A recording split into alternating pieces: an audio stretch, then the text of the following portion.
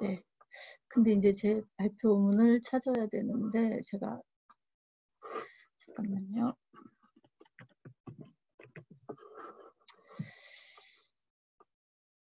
네, 저 소개받은 양혜우라고 합니다. 제가 이제 이번에 발표할 내용은 한국에서 노동하고 돌아간 이주 노동자들이 어떻게 그 사회에서 여러 가지 활동을 하고 있는가, 이제 이런 걸 좀 같이 얘기하고자 합니다.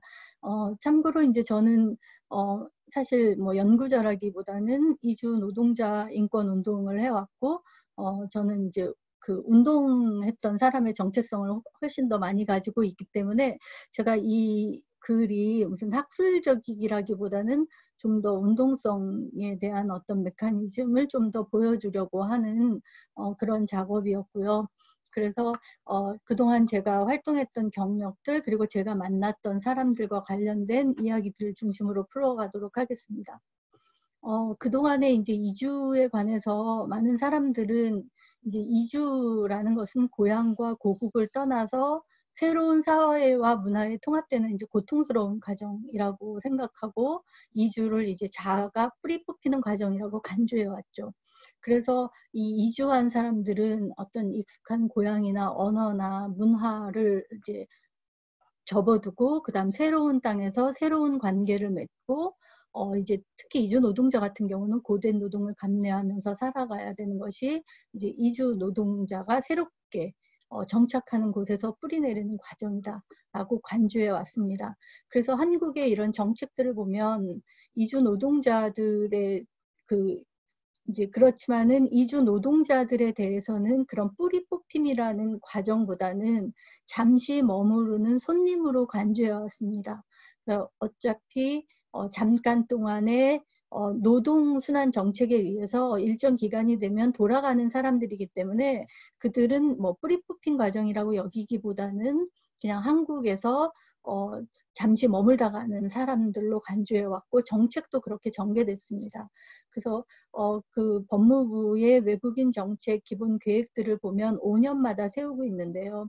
주로 결혼 이주민이나 중국 동포나 이렇게 정착하는 사람들에 대한 정책은 전문가로 활동할 수 있고 살아갈 수 있도록 직업교육이나 취업, 아니면 지역사회에 뿌리를 내릴 수 있는 뭐 주민자치협이라든가 마을 만들기라든가 이런 활동을 할 수 있는 프로그램을 지원하고, 지자체 같은 경우에는 대표자 회의 이런 것들을 두어서 가버넌스에 참여하거나 이제 이런 정책을 편 반면에 이주 노동자에 대한 정책은 통제와 관리에 맞추어져 있어서 불법 체류자를 예방한다거나 합동 순찰, 합동 단속 이런 이제 정책의 통제를 강화하는 정책에 머물러 있었던 것이 이주 노동자에 대한 정책이었습니다. 그래서 한국의 이주 노동자들은 한국의 시민사회에 참여하거나 한국의 정치적인 뭐 아니면 사회적인 문화적인 경험을 온전히 할 수가 없고, 이 이주 노동자들이 할 수 있는 거라고는 뭐 관광지라든가 유원지라든가 아니면 쇼핑센터 같은 것들을 방문하면서 소비적인 사적 경험에 머물러 있었던 것이 그동안 이주 노동자들이 한국 사회에서의 삶이었다고 볼 수 있습니다. 지금도 여전히 그렇고요.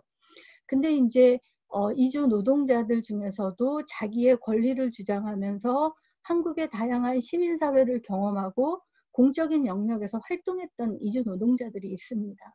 이제 그들은 어떤 이제 이주 노동자들이 자신들의 자주적인 공동체를 만들고, 또 이주 노동자 노동조합에 가입해서 시민사회에 갖고 있는 자원을 활용하면서 이제 우리도 여기에 당신들이랑 같이 존재하고 있다라는 인정 투쟁을 했던 그런 이주 노동자 운동가들입니다.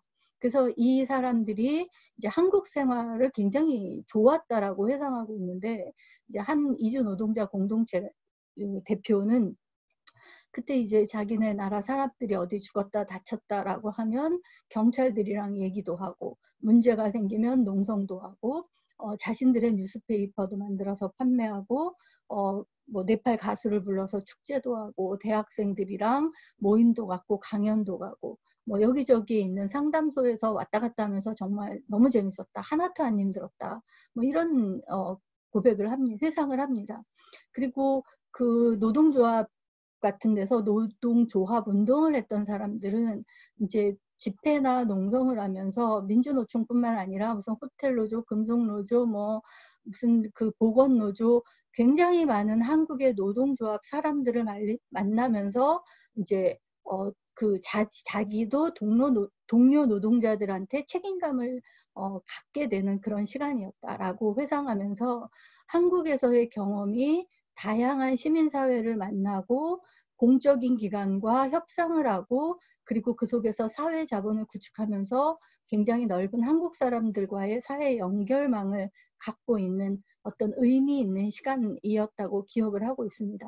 그런데 이제 이 사람들이 이제 귀국하게 되는데 그것이 자발적으로 귀환했든 아니면 준비되지 않고 강제 퇴거를 당했든 이런 귀환은 한국에서 뿌리내린 삶이 이제 뿌리 뽑히는 과정인 거였습니다. 그래서 그 자신의 본인의 그 모국이지만 그 모국에서는 그동안 가지지 못했던 한국에서 가지지 못했던 어떤 법적인 시민권이나 정치적 논의에 참여할 수 있는 그런 과정이 그러니까 그런 과정을 회복하는 것이 이제 귀환이었지만은 실제로 한국과 같이 활동할 수 있는 장이 없는 거죠. 그래서 한국에서의 사회적 존재로서의 삶이 상실되는 것이 곧 귀환이었다.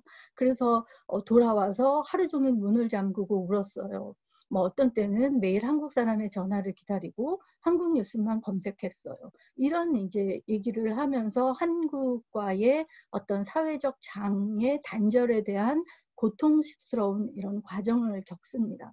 그래서 이런 그 정착의 과정, 귀환의 과정을 잘 넘기지 못하면 사실 제3세계로 또 이주를 떠나는 것이 그 아시아의 많은 이주하는 나라의 현실이고 그래서 이주를 이제 정착을 하게 하는 것을 굉장히 중요한 사회적 과제로 삼고 있습니다. 특히 뭐 이제 그 국제기구 IOM이라든가 아니면 한국의 많은 이주 노동자 단체들도 여러 가지 직업 교육을 시킨다거나 해서 정착을 돕는 프로그램들을 진행하고 있는데요. 이제 귀환한 이주 노동자들도 막상 이제 정착하면서 살면서 자기의 눈으로 자신의 사회를 바라볼 때 귀환 문제는 우리에게 있어서 굉장히 중요한 과제라는 것을 인지하게 됩니다. 특히 네팔 같은 경우는 96년부터 마오이스트들이라고 하는 공산당이 내전을 벌이면서 이제 투쟁을 하게 됐는데 이때 이 10년간의 내전을 끝내고 2006년도에 이 마오이스트 공산당이 의회 정치로 합류합니다. 그러면서 이제 그런 갈등들이 봉합이 되면서 네팔 사회가 점점 정치적 안정을 겪게 되는데 이제 이 너무나 많은 인구들이 해외 노동에 나가 있고 해외 노동을 하면서 국내에서는 정치적인 무관심이 생긴다거나 냉소주의라든가 이런 시민사회가 약화되면서 이 변화되어야 되는 어떤 신생민주공화국 네팔을 이끌어가는 개혁의 동력의 사람들이 없어진 거죠. 그러면서 이 네팔 사회의 진보적인 어떤 지도자들이라든가 아니면 네팔 사회의 변혁을 꿈꾸는 귀환한 이주 노동자들도 이 네팔 사회의 문제에 같이 동참하면서 어떻게 하면 이 해외에 노동하는 사람들이 떠돌아다니는 것이 아니라 정착해서 살 수 있는 나라를 만들 것인가를 고민하게 되는 과정에 이르릅니다. 특히 이제 이주 노동자들이 이런 생각을 더 많이 하게 된 것은 이제 한국이 옛날에 전쟁 폐허나 뭐 해외 원조로다가 경제를 이끌어갈 정도의 빈곤 국가가 민주적인 어떤 민주화를 이루고 경제적인 성장을 이뤘다는 데 있어서 굉장히 중요한 롤모델인 거예요. 그래서 우리도 한국과 같이 하면 할 수 있다라는 것을 한국을 통해서 굉장히 많이 생각하게 된 거죠. 뭐 이게 국뽕이 문제가 아니라 실제로 그렇게 많은 고민들을, 그러니까 한국 사회를 통해서 많은 영감을 얻기도 하고 자신감을 얻기도 했습니다. 그래서 이제 많은 이주 노동자들이 돌아가서 뭐 새마을 운동을 하고 있는 친구도 있고 학교를 세워서 뭐 교육 운동을 하거나 뭐 NGO 운동, 협동조합 운동 이런 운동을 하고 있는 사람들이 많은데 실제로 이들의 활동이 한국에 전해지거나 연구된 바가 거의 없다는 거죠. 그래서 이제 저는 가능하면 이런 활동들 하나하나를 소개시켜 드리고 싶고 그 중에 하나를 이제 사례 연구를 했습니다. 그래서 지금 제가 보여드리고자 하는 거는 네팔에서 한국에서 노동조합 운동에 참여했던 이제 샤말 타파라는 사람이 돌아가서 어떻게 활동을 했는가. 그래서 이 활동들이 사실 굉장히 많은 ODA 6, 7천억을 1년에 무상 원조를 하고 있는데 그런 무상 원조를 하는 것보다 이런 이주 노동자들이 한국의 시민사회를 경험하고 사회자본을 축적하는 것들이 훨씬 더 많은 효과가 있다. 이런 것들도 한번 생각해 봤으면 좋겠다라는 생각이고, 이 연구는 이제 제가 2010년에 네팔을 방문하고 2014년 그리고 이번에 코로나 때문에 방문하지 못해서 온라인으로 인터뷰하고 뭐 이런 것들을 이제 종합해서 분석을 했습니다. 그리고 특히 이제 한국에 있는 해외 단체, 그 NGO 단체 활동가와도 인터뷰를 해서 한국은 어떤 고민을 갖고 있는지도 들어봤습니다. 잠깐 이제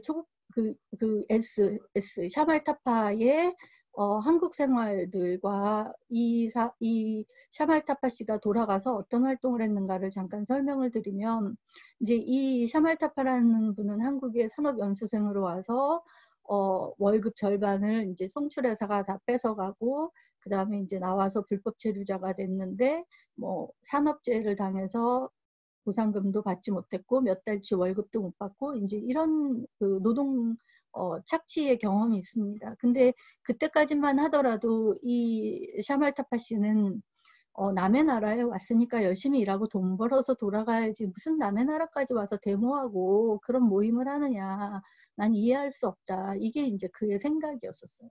근데 이제 어느 날 그 한 대학교에서 실시한 이주 노동자 리더십 프로그램에서 이제 사실 소위 말하는 의식화 교육을 받게 됩니다. 그래서 한국의 식민지와 전쟁, 군부 독재 뭐 이런 것들을 쫙 공부하게 되고, 그 다음에 이주 노동자 역사를 쭉 배우면서 이제 자기가 갖고 있던 생각에 이제 균열이 되게 된 거죠. 그러면서 저는 정치적 의식도 없었고 한국에서 그냥 돈 벌 생각밖에 없었어요.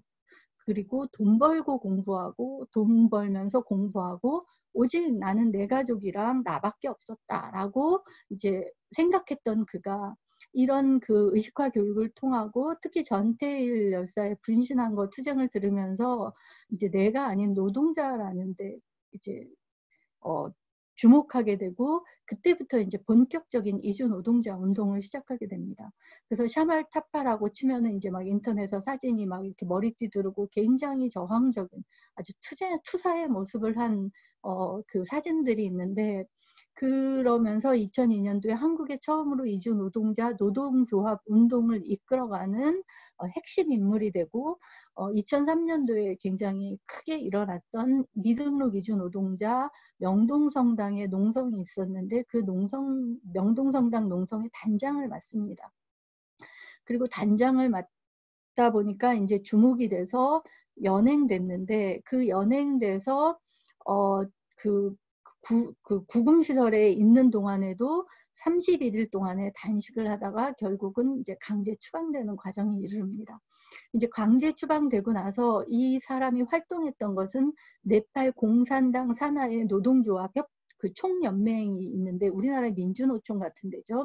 그런 지펀드라는 곳에서 합류해서 이제 이주 노동자와 관련된 활동들을 전개합니다. 근데 물론 이 지펀드라는 사회주의 혁명을 도모하는 이 노동조합 총연맹의 간부들은 별로 이주 노동자들을 달가워하지 않았어요. 왜냐하면 그동안에 조직해놨던 이주 노동자들이 해외 이주 노동으로 떠나면서 전부 다 조직력과 운동력이 약화된 것은 물론이지만 이주 노동을 떠나서 다시 노동자로 돌아오지 않았던 거죠. 대부분 자영업자가 되거나 그랬기 때문에 사실 냉소적이었는데 그 냉소적인 노동조합 총연맹의 활동들을 이주 노동자 운동으로 자기 운동으로 가져가도록 자리를 잡았던 것이 이제 이 귀한 이주 노동자들, 이 샤말타파를 비롯한 귀한 이주 노동자들 그룹이었습니다.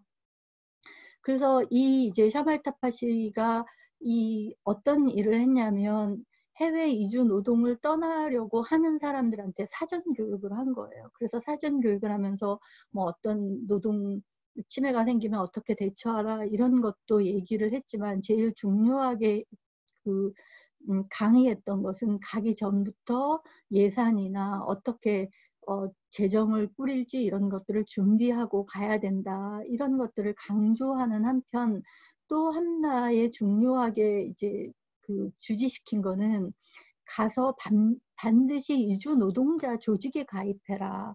그리고 목적국에 있는 한국이나 뭐 말레이시아나 이런 나라에 있는 시민단체나 노동조합과 연대해서 보호받아야 된다라는 것을 당부했고 그 다음에 노동조합 간부 중에서는 목적국에 가서 조직이 없으면 조직을 만들어서 활동하고 이런 것들을 이제 교육시켜서 보내는 거죠. 그리고 이제 이렇게 근데 우리가 한국에서 이렇게 노동조합을 만들어서 이렇게 활동했고 우리가 이렇게 농성하고 우리는 이런 단식 투쟁까지 했어 이렇게 이제 얘기한 것들이 굉장한 어떤 설득력도 있고 새롭게 이제 해외 이주 노동을 떠나려고 하는 사람들한테 자신감 뭐 이런 것들을 심어줬던 계기가 됐다고 볼 수 있습니다. 뭐 이런 해외를 방문해서 또 현지에 있는 말레이시아 노동조합과 회합을 갖기도 하고 그래서 말레이시아 노동조합한테는 야 한국의 민주노총에서 이주 노동자 노동조합도 만들어서 이렇게 지원하고 있는데 너희들도 이주 노동자를 인권 보호나 노동권 보호를 위한 사업을 진행해야 된다라고 요구를 했고 실질적으로 이런 것들이 반영돼서 민주노총에서도 이주 노동자 노동조합을 만들기도 했습니다. 그래서 우리가 한국에서는 민주노총 저 맨날 욕하거든요. 쟤네들 저렇게 이주 노동자를 저렇게 방치하고 있을 수 있나 뭐 비정규직 노동자 문제 책무를 안 지는 것에 대해서 좀 분개했었는데 그럼에도 불구하고 이런 한국의 이런 민주노총의 활동들이 해외에서는 설득력을 갖출 수 있는 활동이었다라는 것을 저도 연구를 통해서 이번에 깨닫게 됐습니다. 그리고 이런 것뿐만 아니라 이제 그 새롭게 정부가 꾸려지면서 새로운 정책을 만드는 데 있어서 이 기한한 이주 노동자들이 자신들의 경험들을 가지고 구체적으로 정책에 반영되는 것들을 그 노동조합의 변호사들과 함께 팀을 꾸려서 제도를 만들고 정책화하는 데 굉장히 성과를 냈다고 볼 수 있습니다. 근데 이제 한국에 이제 우리가 지금 있는 한국의 고용허가제라는 것들이 만들어지면서 지금 우리는 한국의 고용허가 제도가 직업 선택의 자유와 노동권을 침해한다라고 비판하고 있고 저도 상당히 많이 문제 제기를 갖고 이제 개선되어야 된다고 생각을 하고 있는데 그럼에도 불구하고 이 아시아 국가에서는 한국이 맺고 있는 이 정책이 국가와 국가 간의 MOU를 맺고 있기 때문에 그 사이에 브로커가 개입되지 않아요. 그러니까 시험을 봐서 합격하면 한국에 올 수 있기 때문에 다른 나라들, 뭐 말레이시아나 다른 나라를 갈 때는 그 중간 브로커들이 많은 그 수수료를 챙기고 그 과정에서 문제가 많이 발생하는데 한국은 굉장히 좋은 사례로 지금 평이 되고 있고 그래서 더 이상 이제 이주 노동자 문제가 한국의 문제가 이제 그 이주 노동 문제에 있어서 주요 국가가 아닌 게 되면서 이제 이 노동조합에서 활동한 노동자라는 정체성에 기반을 둔 활동이 이제 점점 시민사회의 지역사회에 기반을 둔 이제 활동으로 옮겨가게 됩니다. 그래서 시작한 것이 이제 신용협동조합 운동인데요. 그 신용협동조합의 이름이 에커타입니다. 그 에커타라는 뜻은 우리라는 뜻인데 왜 우리라는 뜻을 지었냐라고 했더니 한국 갔더니 사람들이 전부 다 우리 마을, 우리 학교, 우리 회사, 뭐 우리 공동체 이런 얘기를 한다는 거예요. 근데 그것을 정말 충격을 받았다고 해요. 전부 다 우리라는 표현을 쓰면서 우리는 항상 나라고 생각하는데 한국은 우리라는 말을 쓰면서 굉장히 책임감과 연대감이 강하다. 그래서 이런 것들을 우리도 좀 배우고 싶다. 이래서 이제 에커타라는 우리라는 뜻의 신용협동조합을 이름을 만들었는데, 이제 네팔 같은 경우는 카스트로 인해서 신분제도가 굉장히 공고하고, 그 다음에 민족이 60개 이상으로 나누어져 있어서 굉장히 이제 목소리가 다양하고, 그다음 모래알처럼 흩어져 있어서 이걸 공동체로 이제 묶어내고 싶었던 거죠. 그래서 이제 이렇게 신용협동조합을 만들었는데, 이제 네팔 같은 경우는 아까 말씀드렸듯이 마오이스트 공산당의 내전으로 인해서 굉장히 경제가 완전히 그 피폐해지고 2002년도에는 살인적인 실업률 49%를 이제 기록하면서 국가 재정도 너무 어렵고, 그래서 이제 이 노동자들을, 이 젊은 청년들을 해외에 다 보내는 정책을 사용합니다. 그러면서 인구의 2007년에 400만 명이 해외로 이주 노동을 떠났고, 아시아에서 가장 많은 인력 송출국으로 부상하기 시작했습니다. 그러다 보니까 이제 송금도 많이 늘었고, GDP의 25%에서 34%에 이르는 GDP 총 생산량이 송금으로다가 이제 좌우할 정도의 상황으로 변했습니다. 그래서 이 송금의 문제가, 어쨌든 해외 송금은 빈곤을 줄이고 가계와 지역사회의 안정을 가져다 주면서 장기적으로 해외 그 생산 비율을 증가시킨다라는 이제 그런 그 긍정적인 입장이 많았습니다. 그래서 송금과 같은 긍정적인 입장이 많았는데, 사실 한편으로 송금에 대해서 부정적인 문제는, 이제 해외 송금이 굉장히 많이 들어오긴 하는데, 문제는 이 송금이 해외 시설이 그러니까 기반 시설이 붕괴돼 있기 때문에 투자하고 싶어도 투자할 만한 중소산업이 없는 거예요.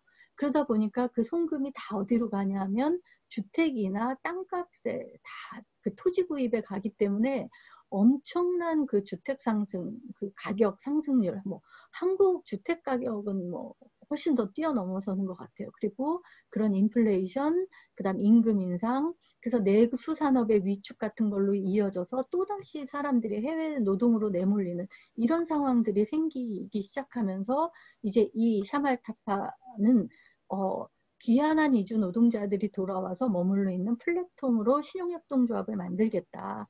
그리고 그 해외 노동을 떠나기 전부터 그 얼만큼을 내가 돈을 모아서 저금을 하고 얼만큼을 목돈을 만들어서 돌아와서 작은 비즈니스를 사업하겠다라는 계획을 세우도록 하고, 그 목돈을 우리 신용협동조합에서 저금해서 관리하고, 그 다음에 그 생산에 재투자할 수 있게 하겠다라는 이제 목표를 세우고, 귀환한 이주 노동자들이나 이주 노동자 가족 65명이 돈을 모아서 협동조합을 만들기 시작했습니다. 그래서 이 신혼협동 마무리. 이제 시작도 안 했는데 이제 마무리를 빨리 짓도록 하겠습니다. 그래서 이제 이 신용협동조합을 만들었는데, 이 신용협동조합이 사실은 그렇게 생각보다 잘 되진 않았고, 오히려 이제 뭐 마이크로 크레딧 사업이라고 해서 여성의 재정착 사업을 위한 이제 그 마이크로 산업으로 전환하기 시작했습니다. 그래서 이 마이크로 크레딧 사업은, 왜 이 마이크로 크레딧 사업을 했냐면, 자꾸 한국이 돌아왔는데 목돈도 없고, 그 다음에 돌아와서 사업에 정착하려면 4년이나 5년의 시간이 걸리는데, 어떤 사회적 연결망이 부족한 사람들은 그 4, 5년을 버티지 못해서 또 해외로 떠나기 때문에, 이 사람들이 협동조합이라는 공공성을 가지고 모여서 같이 사업하는 데 도움이 되고, 또 목돈을 만드는 데도 도움이 될 수 있으면 정착할 것이다라고 하는데, 그 정착의 기본 요소를 아내, 배우자로 놓고 본 거예요. 그래서 여성이 그 나라에서 마이크로 크레딧을 가지고 작은 사업을 하고 있으면 그 사업에 돌아와서 그 사업에 같이 참여를 할 수 있을 것이다. 그리고 여성이 할 그 작은 소상 그 사업이 가정 경제를 돌보고 남성의 송금을 저축한다면, 결국은 정착을 할 뿐만 아니라 좀 더 나은 어떤 그 장기적인 미래 전망을 가질 수 있을 것이다라고 해서 마이크로 크레딧 사업을 하게 됐고, 마이크로 크레딧 사업은 이제 상당히 성공적인 상황에 이르게 됩니다. 근데 그 마이크로 크레딧 사업이 이제 마이크로 크레딧 사업을 시작하긴 했지만 여성들이 네팔 여성의 3분의 2가 문해 능력이 없고 평생 동안이나 직업이나 어떤 건강관리나 이런 걸 가져본 적이 없는 사람들인 거예요. 그러다 보니까 이 여성들을 위한 재교육이 필요한데 이 재교육에 필요한 기금을 지원하게 된 게 한국 NGO입니다. 이제 한국 NGO 두런두런이라는 단체에서 지원을 하게 됐는데 이 한국 NGO는 해외 여성의 역량을 강화시키는 프로그램을 하고 싶은데 한국에서 이런 그 농성이나 뭐 노동조합을 통해서 헌신성과 신뢰와 어떤 이런 검증된 사람이 굉장히 좋은 파트너가 될 수 있었던 거죠. 그래서 이 한국의 단체가 결합함으로 인해서 봉제 공장과 이제 베이커리 교육을 시키고 그 봉제 교육과 베이커리 교육을 토대로 이 협동조합은 빵 공장과 이제 그 봉제 공장을 차립니다. 그래서 이 봉제 공장을 차려서 지금 이제 막 열심히 활동하고 있고, 뭐 제가 가서 베이커리 홈페이지 같은 걸 보면 굉장히 좋은 예쁜 그 빵도 많이 만들고 있지만 현지 사람들에 의하면 빵도 맛있고 가격도 비싸지 않고 굉장히 높은 호응을 갖고 있다고 합니다. 근데 이제 문제는 한국 NGO, 여성 NGO들은 여성의 역량을 개발하기 때문에 가장 취약하고 가장 어려운 사람을 지원해야 된다라고 하지만 이 에커타, 이 협동조합 측은 가장 가난한 사람들을 자립시키는 데는 너무 힘들고 돈도 많이 들고 실제로 개인의 역량을 키울 수 있지만 이 역량이 큰 조직적인 역량으로 발휘되기 어렵다는 문제의식을 가지고 이 오히려 중위층의 여성을 지원하면 그 사람이 창업을 하고 이 사람이 고용을 늘려서 훨씬 더 그 창출 효과, 고용 창출 효과가 클 것이다라는 것이 이제 현지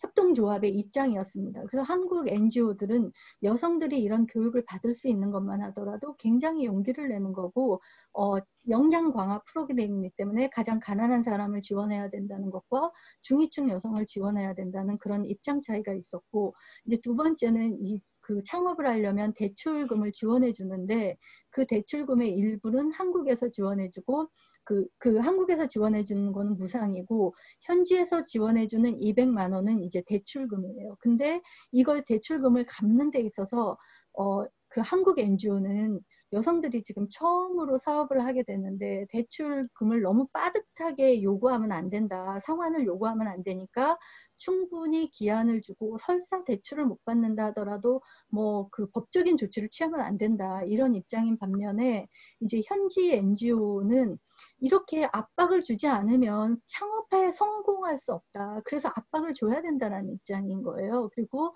한국 NGO가 주관하는, 아니 NGO, 국제 NGO가 주는 돈은 갚지 않아도 된다는 생각을 하고 있기 때문에 1년 후부터 원금이랑 이자를 조금씩이라도 갚도록 강제를 하고 이렇게 푸시를 하지 않으면 안 된다는 입장이었죠. 그래서 이런 이제 두 입장이 대립되고 있는 상황이에요. 아직 해결된 문제는 아니지만은 그래서 이런 특히 이렇게 한국에서 귀환한 이주 노동자들은 본국의 자국민들을 바라볼 때 나태, 무지, 불신 이런 정신개혁이 필요하다고 생각하는 경우가 굉장히 많고 이런 것들을 마이크로 크레딧 회원들한테 실천 같은 것들을 요구하고 있는 이런 상황이다. 그래서 이런 것들을 어떻게 국제 NGO와 그다음 현재 NGO들이 함께 풀어가느냐가 앞으로의 과제라고 볼 수 있습니다. 그래서 제가 시간이 없어서 쭉 넘기고 그래서 이제 이런 어떻게 원조를 넘어서 자립적으로 그들이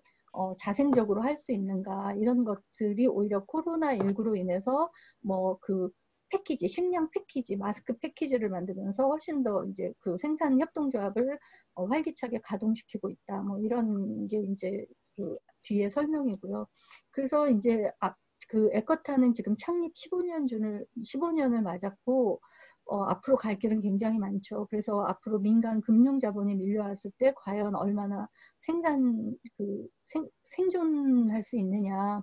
그 다음에 이제 뭐 중국이나 인도, 그 다음에 특히 우리가 이런 버리는 헌옷들이 그 현지에서 굉장히 싸게 팔리고 있는데 그런 그 봉제 공장도 얼마나 재생산 역량을 갖추느냐.